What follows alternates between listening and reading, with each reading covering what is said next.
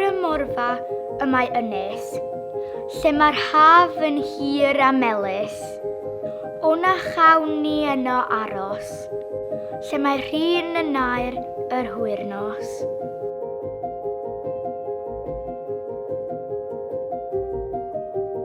Yn y tu hwn, y ganed, y bu fyw, y bu farw, Ellis Wynne.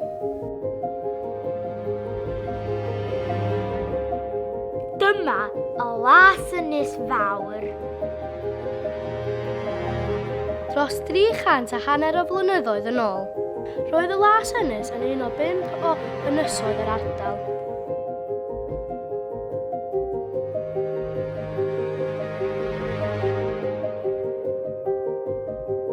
Ond pwy oedd Ellis Wynne?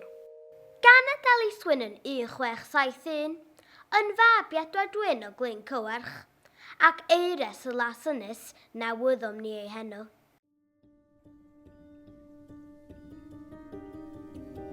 Yr oedd bonedd ei dad yn gwneud Ellis Wynne yn rhyw fath o uchelwr, ac felly mi aeth i'r ysgol pan yn blentyn.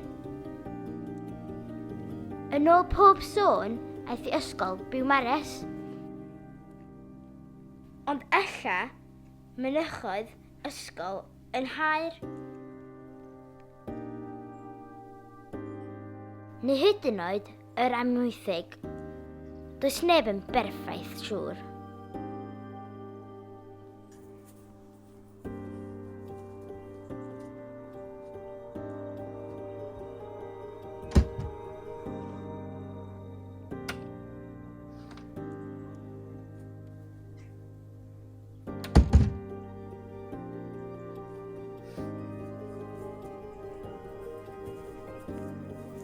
Pan o'n 11 oed, mi aeth y fyfyriwr yn holyg yr Iesu yn Rhydychen.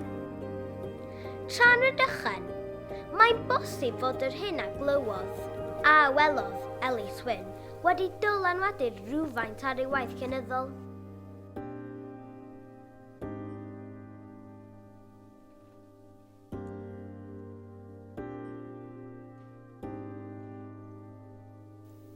A ddarlleno ystyried, a ystyrio cofied, a gofio gwnaed, a wnel parhaid. Wedi peth amser yn y coleg, daeth Ellis Wynne yn ôl i Lasynys, lle prododd lwr i lwyd o hafod lwyfog. Fe anwyd iddi hi 9 o blant.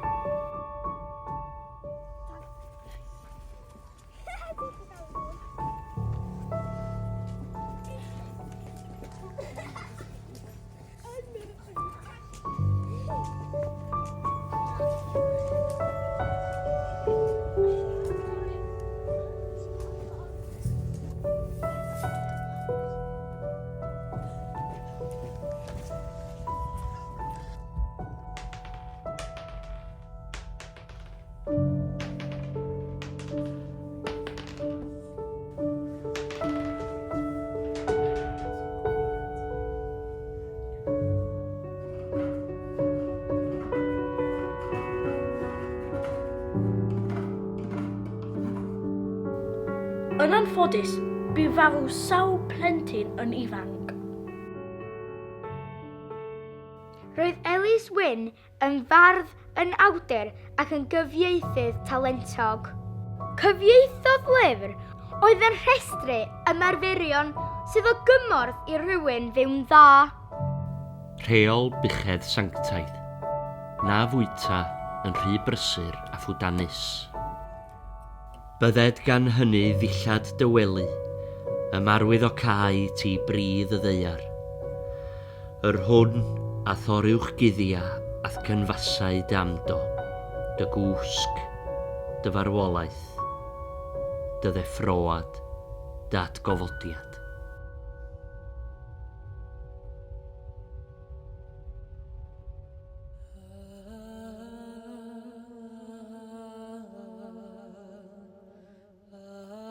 Naw na di felly i'r arglwydd dydyn, can is pob ffieithr, yr hwn yn gas gan arglwydd, a wneithant hwy i diniad. Canis ei meibion hefyd dau merched a losgasant yn tân. Pob gair yr wyddi yn ei orchymyn I chwi. Edrychwyd am neithi'r bryd. Na chwanega to, ac na ffyn o ddiwrthod. Urddwyd Ellis Wynne yn offeiriad. Rhoddwyd iddo o fel dair eglwys. Eglwys Llanbedr, Eglwys Llandanog, Eglwys Llanfair. Fe gofir am Ellis Wynne yn bennaf am un llyfr a ysgrifennodd. Llyfr a fyddai'n dychryn ei ddarllenwyr I fod yn ystyriol, ond yr oedd ei fryd a reid I ddannu nhw hefyd.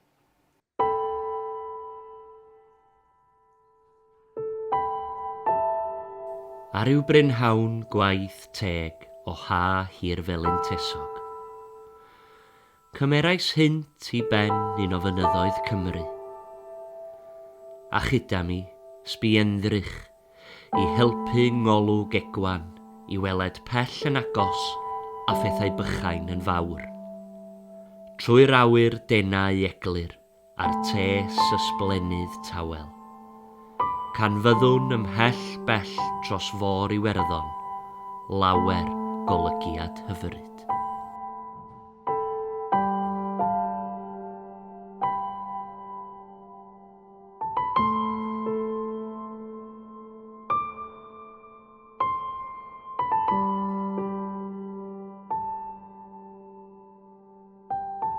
O hir drafeilio am llygad, daeth blinder, ac yng nghysgod blinder, daeth fy meistr cwsg yn lladradau ddim rhwymo.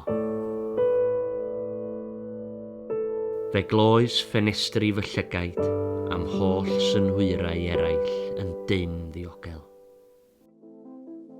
Dihangodd fy ysbryd ar esgyll ffansi allan o'r corpws cloedig.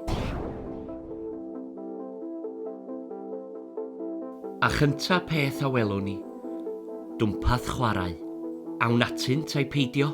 Rwy'n deall mae rhai o bell ydych, ag ymerech I fardd i'ch plith sy'n chwennych trafeilio. Bardd trafeilio? Ein plith ni. Codasant fi ar ei ysgwyddau fel marchog sir, ac yna ymaith a ni fel y gwynt tros dau a thiroedd, dinasoedd a thyrnasoedd, a moroedd a mynyddoedd. Deallais nad witchaid oeddynt, ond mae rhai a elwyr y tylwyth teg. Awn ac anreg i'r castell. Nage, taflwn yw chi. Gwelwn rhyw oleuni o hirbell yn torri allan, o mor brydferth.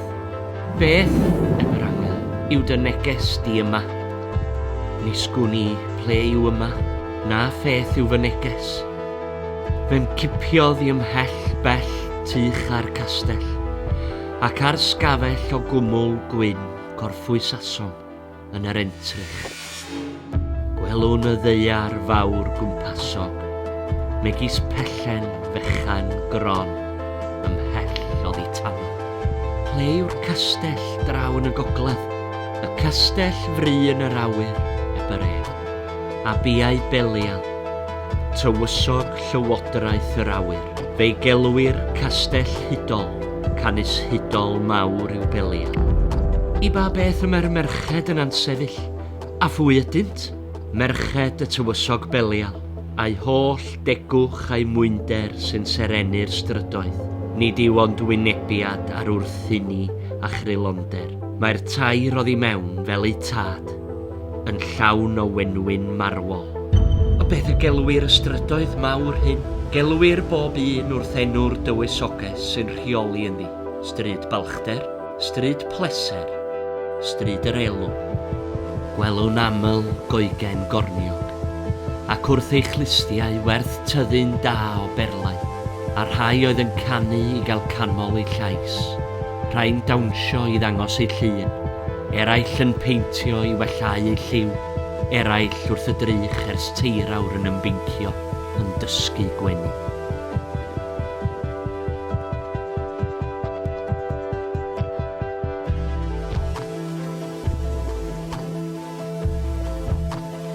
Ymhen uchar brenhingwrt melltigedig, ymysg miloedd o erchyllion eraill. Wrth lewyrch fy nghydymaeth, gwelwn yn y fagddu ddau droed anferthol. O, anferthol faint, yn cyrraedd i droi'r holl ffurfafen uffernol. Gofynnau sy'n tywysog, beth allai'r anferth hwnnw fod? Cawres driwynebog oedd hi. Hi a barodd wneud uffern, ac sy'n ei llenwi hi a'i thrigolion, nad Duw a'i gwnaeth. Hon yw mam angau, a hon yw mam pob drygioni a thrieni, a cham i grap ofnadwy ar bob dyn byw. Hi a elwir, pechod.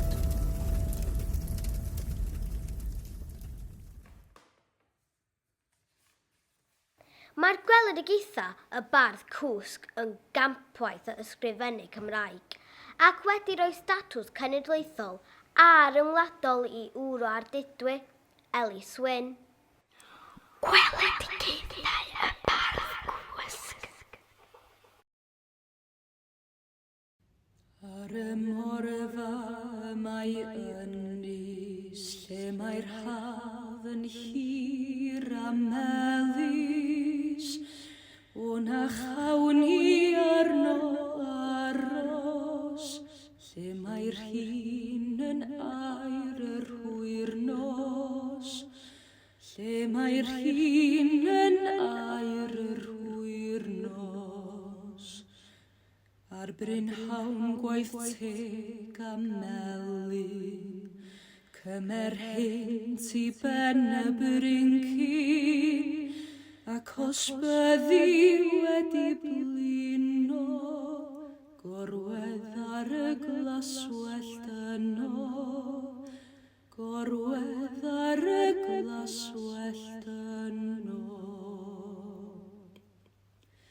Daw breuddwydion ar amrantiad, wrth i gwsg gai ffenest llygad, ac ynyddiau'r holl wybodaeth gwna yn fawr o ddweledigaeth.